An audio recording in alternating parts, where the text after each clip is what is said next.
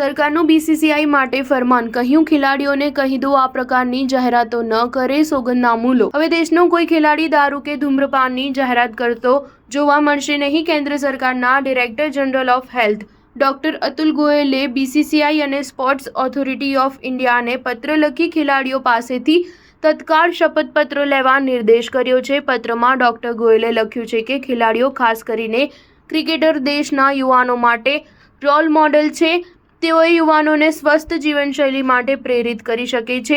જો કે દુર્ભાગ્યવશ આપણા રમત જગતના દિગ્ગજો સિગરેટ, બીડી કે પાન મસાલાની જાહેરાતો કરતા જોવા મળે છે। ભારતીય ક્રિકેટ કંટ્રોલ બોર્ડના અધ્યક્ષ રોજર બિન્ની સમક્ષ ડાયરેક્ટર જનરલ ઓફ હેલ્થે દેશની વસ્તીને તંદુરસ્ત રાખવાના સંકલ્પમાં સરકારનો સહયોગ આપવા માંગ કરી છે। તેમણે અપીલ કરી છે કે આઈપીએલ તથા અન્ય ક્રિકેટ ટુર્નામેન્ટ દરમિયાન આ પ્રકારની જાહેરાતોનું પ્રસારણ થવું જોઈએ નહીં।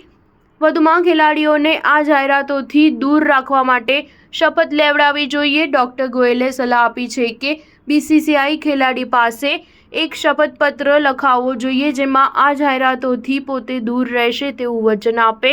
સ્પોર્ટ્સ ઓથોરિટી ઓફ ઇન્ડિયાના ડાયરેક્ટર જનરલ સંદીપ પ્રધાનને પણ આ પ્રકારનું પગલું લેવા અપીલ કરાઈ છે। દેશના ચર્ચિત ખેલાડીઓ અને ફિલ્મ સ્ટાર અવારનવાર વિવિધ માધ્યમો મારફત તમાકુ પ્રોડક્ટ્સની જાહેરાતો કરતા જોવા મળે છે, જેમાં ભારતીય ક્રિકેટ ટીમના પૂર્વ કેપ્ટન કપિલ દેવથી માંડી વિરેન્દ્ર સહેવાગ, સુનિલ ગાવસ્કર અને ફિલ્મ અભિનેતા અજય દેવગન, શાહરૂખ ખાન, અક્ષય કુમાર પણ શામિલ છે। સ્ટાર ન્યૂઝ 7 હંમેશા સચ્ચાઈની સાથે।